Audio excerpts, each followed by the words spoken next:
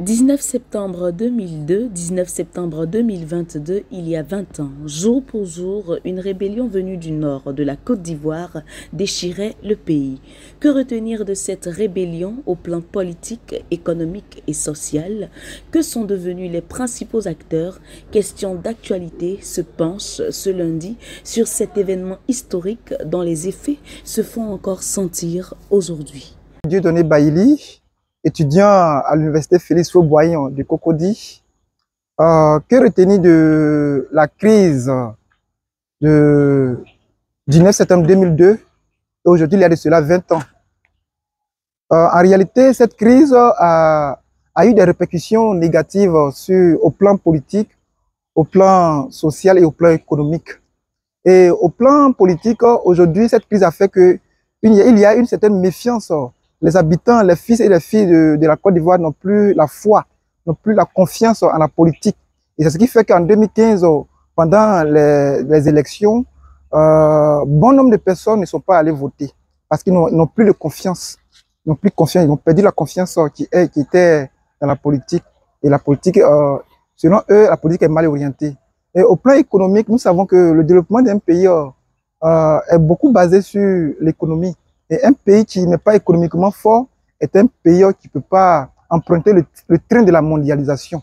Et au plan social, nous avons constaté que cette crise a laissé des traces négatives dans le cœur de chaque habitant, dans le mœurs de chaque habitant. C'est ce qui fait qu'il y a une certaine méfiance, il y a la rancœur. Depuis cette crise, il y a la rancœur dans le cœur de chaque fils, de chaque fille de la Côte d'Ivoire.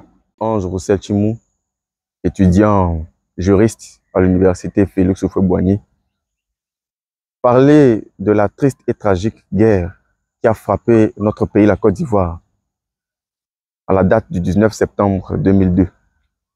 Aujourd'hui, nous sommes au 20e, je ne dirais pas anniversaire, mais ça fait aujourd'hui 20 ans que nous avons vécu de plein fouet ce drame. Comment justifier une telle guerre? Que peut être le fondement de cette tragédie qui a frappé ma nation?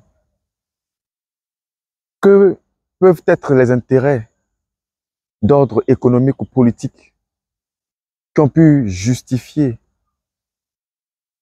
un tel événement malheureux?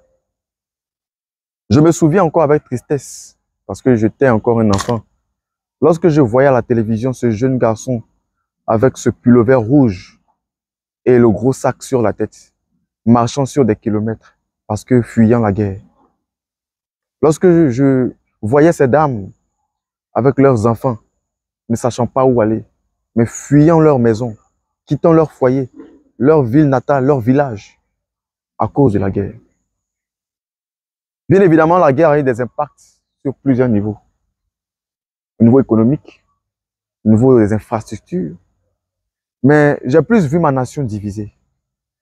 J'ai plus vu ce pays dont on dit être le pays de l'hospitalité, être fracturé, être brisé. Là où il y avait l'entente, la communion, a laissé place à la défiance et aux querelles, les intérêts politiques.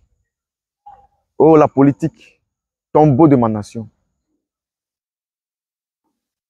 Comment pourra-t-on alors justifier cette guerre si ce n'est pour des intérêts purement politiques? La faim insatiable de diriger une nation qui n'a pas accepté. Et quand je me remémore ces images, je ne peux que retenir l'aspect négatif de cette guerre. Et parce qu'effectivement, la guerre n'a rien apporté de bon à ma nation. Par des réfugiés, des personnes qui ont perdu leurs parents, leurs familles, leurs proches. La faim, la division, la ruine. Et j'en passe. Et aujourd'hui, 20 ans après, ces douleurs sont toujours gravées dans le cœur. Mais comme on le dit, il faut savoir avancer et oublier le passé. C'est dans cette optique que nous essayons, tant bien que mal, de revivre et de laisser derrière nous ce souvenir lointain et douloureux. C'était là ma contribution. Aujourd'hui, ça fait 20 ans que la Côte d'Ivoire a connu une crise. On ne peut pas parler d'anniversaire parce que c'est un moment très douloureux que notre pays a connu. On n'avait jamais connu ça en Côte d'Ivoire. Puis depuis ce temps-là, se sont enchaînés un certain nombre d'événements douloureux. Au plan politique, on peut retenir que tous ces acteurs qui ont animé ce processus jusqu'aujourd'hui, chacun a pu quelque part connaître certaines places politiques. C'est eux qui gèrent aujourd'hui l'état de Côte d'Ivoire. Au plan économique, bon, je ne saurais trop quoi dire de là parce que il y a beaucoup de plaintes sur les questions du panier de la ménagère, la cherté de la vie. Jusqu'aujourd'hui, on retient ça. D'un point de vue social, la réalité c'est que nos populations, il y a encore des dissensions sociales. Voilà. Aujourd'hui, chacun s'est attaché son icône politique et donc il y a des difficultés d'entente. Le tissu social ivoirien ne s'est pas encore retrouvé jusqu'à aujourd'hui. On tend vers la paix, chacun veut faire passer cette étape-là. On a tous une vision 2025 pour essayer de revoir politiquement les données politiques des trois grands. Je vais parler du président Ouattara, président Bétier, président Gbagbo qui sont encore là. 2025 est comme pour la Côte d'Ivoire très attendue pour pouvoir passer la main. Je ne sais pas si c'est possible à une nouvelle génération. Nous regardons, nous attendons 20 années. La Côte d'Ivoire, bon, je dirais qu'il y a eu pas trop grande avancée.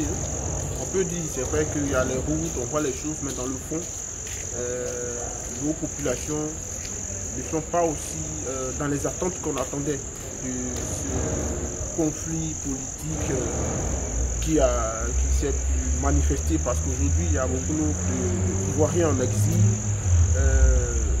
il y a beaucoup de prisonniers politiques. Ça, faut dire que ça a été le produit du soulèvement de 2002. Nous vivons ça encore. De part et d'autre, chacun cherche à pouvoir s'en sortir, mais c'est un peu, je dirais, mitigé. Le bilan qu'on fait au plan politique, économique et social, il est mitigé. C'est pas ça à 60%, à plus de 50%. Donc, c'est ce que j'aimerais dire. C'est ma position là-dessus. Merci de pouvoir, un temps soit peu, mettre un point de voile sur ces 20 ans de secousse de la Côte d'Ivoire. Je vous remercie.